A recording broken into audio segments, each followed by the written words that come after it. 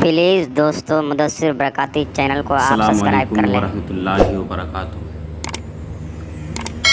محترم ناظرین، آج میں ایک اہم ٹاپک اور اہم بات کو لے کر آپ کے بیچ حاضر ہوا ہوں۔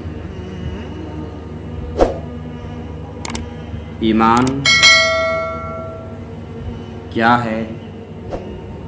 ایمان کسے کہتے ہیں؟ ایمان کا لغوی معنی، ایمان کا اصطلاحی معنی، اور ایک دو مثال صحابہ کی زندگی سے بتاؤں گا۔ حضرات، آج ہم دیکھتے ہمارے سماج میں جس انداز کے لوگ پائے جاتے ہیں، بس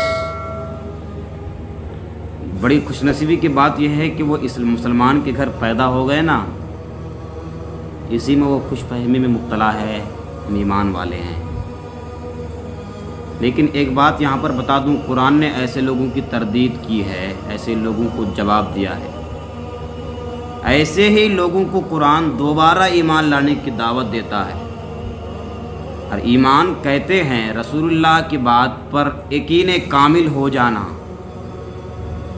رسول اللہ کی جانب سے جو کچھ بھی لے کر کے آئے اس کو تصدیق کر لینا، یقین کر لینا، اعتماد کر لینا۔ بھیجے میں بات سمجھ میں آئے یا نہ آئے، فقط اس حیثیت کے ساتھ کہ رسول اللہ کہہ رہے ہیں یہ سوچ کر اس پر ایمان لانا، یقین کر لینا کو ایمان بولتے ہیں۔ ایمان کا معنی ہے تصدیق کرنا، یقین کرنا، کسی پر بھروسہ کر کے اس کی بات کو مان لینا۔ اصطلاح میں ایمان کہتے ہیں تصدیق بما جاء النبی بہ من عند اللہ تعالی، یعنی اللہ کی جانب سے رسول اللہ جو کچھ بھی لے کر کے آئے اس کو مان لینا ایمان ہے۔ اور ایک بات اور بھی بتاؤں، کچھ چیزیں ایسی ہے جو مشاہدے اور دیکھنے کی بنیاد پر سمجھ میں آتی ہے تو اس میں کہنے والوں کا کوئی دخل نہیں ہوتا۔ مثلا فار ایگزامپل میں آپ کو دوں کہ کوئی شخص، مینٹل شخص، پاگل شخص یہ کہے کہ زمین آسمان سے نیچے ہے، تو آپ یہ بتائیے کہ پاگل کی بات کو آپ مانیں گے؟ تو کہیں گے مانیں گے، کیوں نہیں؟ پاگل کی بات کو ہم کیوں نہیں مانیں گے؟ کہیں گے مولانا صاحب کہ پاگل کی بات اس لیے نہیں مانیں گے کہ پاگل صحیح کہہ رہا ہے، کیونکہ پاگل کے کہنے یا نہ کہنے پر بات کو ماننے یا نہ ماننے کی بات نہیں ہے۔ یہ چیزیں مشاہدے اور دیکھنے کی بنیاد پر سمجھ میں آتی ہے کہ زمین آسمان کے نیچے ہے، اور جو چیزیں مشاہدے اور دیکھنے کی بنیاد پر سمجھ میں آئے اس میں کہنے والوں کا کوئی دخل نہیں ہوتا، وہ تو دیکھنے کی بنیاد پر سمجھ میں آتی ہے۔ لیکن آپ کو میں بتاتا چلوں، جو چیزیں دیکھنے اور مشاہدے کی بنیاد پر سمجھ میں آئے اس میں کہنے والوں کا دخل نہیں ہوتا، اور جو چیزیں مشاہدے اور دیکھنے کی پر سمجھ میں نہ آئے اس میں کہنے والوں کا دخل ہوتا ہے۔ اور ایمان اسی کو کہتے ہیں۔ بھیجے میں بات نہیں آتی ہے کہ اللہ ہے اور کہاں ہے، لیکن نبی کہہ رہے ہیں کہ اللہ ہے، ہم نے مان لیا، اسی کو ایمان کہتے ہیں۔ کیونکہ سمجھ میں آئے تب بھی مانے، نہ سمجھ میں آئے تب بھی ماننے، اور اسی کو ایمان کہتے ہیں۔ لیکن آج افسوس کی بات ہے، جہاں پر ہم رہتے ہیں نا، ہمارے سماج سوسائٹی میں ایمان کو تو آج جو سمجھا جا رہا ہے فقط ہم ایمان والے ہیں، بس ایمان والے ہیں، رسول اللہ کی بات پر یقین کامل نہیں، ایمان والے ہم ہیں۔ لیکن میں بتاتا چلوں دوستو، زبان کی بنیاد پر کوئی شخص بول کر یہ کہے کہ میں ایمان والا ہوں، حقیقت معنوں میں وہ ایمان والا نہیں ہو سکتا۔ کوئی شخص ایمان والوں کے گھر میں پیدا ہو کر ایمان والا ہو جائے، رسول اللہ کی بات پر کامل یقین ہو جائے، حقیقت معنوں میں وہ کامل یقین والا نہیں ہوتا۔ اگر فقط ایمان والوں کے گھر میں پیدا ہونے سے کوئی شخص ایمان والا ہو جاتا تو نوح علیہ السلام کا بیٹا نوح کے گھر میں پیدا ہوا، لیکن ایمان کی دولت نہیں ملی اسے۔ یہ حقیقت ہمیں یہ کہنے پر مجبور کرتی ہے کہ صرف محض ایمان کی بولی بولنے سے کوئی شخص ایمان والا نہیں ہوتا، محض ایمان والوں کے گھر میں کوئی پیدا ہونے سے کوئی شخص ایمان والا نہیں ہوتا۔ ایمان وہ ایسی چیز ہے، دل میں راسخ ہو گیا تو ایمان والا ہوگا۔ کوئی شخص گونگا ہے، بول نہیں سکتا، دل میں بات اتر گئی، ایمان والا ہوگا۔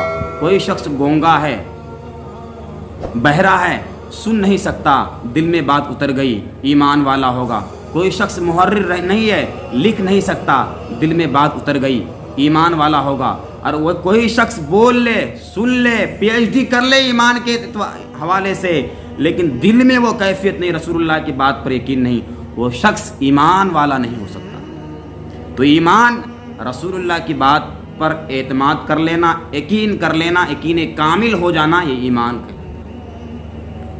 ایمان۔ صحابہ کی زندگی سے دیکھیں آپ، حضرت ابوبکر کی زندگی سے ایک مثال دوں میں۔ کچھ لوگ نبی کریم صلی اللہ تعالیٰ علیہ وسلم جب سفر نامہ سنایا کہ میں نے معراج کی رات وہاں سے وہاں گیا، پھر آ گیا پلک جھپکنے سے پہلے، یہ بات کفار کے بھیجے میں نہیں آئی۔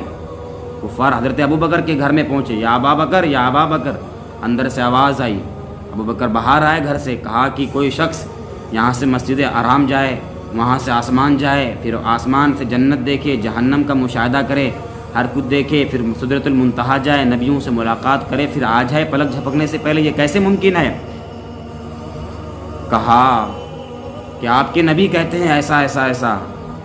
فوراً ابوبکر کی نسبت نبی کی جانب ہوتی ہے، اور ابوبکر کہتے ہیں میں گواہی دیتا ہوں کہ اگر میرے نبی کہہ رہے ہیں تو بے شک وہ صحیح کہہ رہے ہیں، بن دیکھے جب میں نے خدا کو مان لیا ہے تو نبی کو ماننے میں کیا حرج ہے۔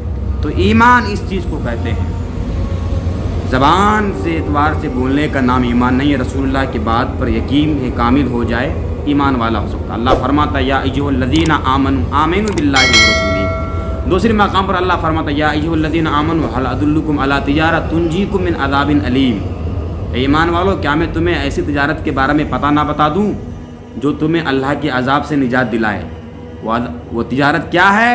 تؤمنون باللہ ورسولہ وتجاہدون فی سبیل اللہ، اللہ اور رسول پر ایمان لاؤ اور اللہ کے راستے میں جہاد کرو۔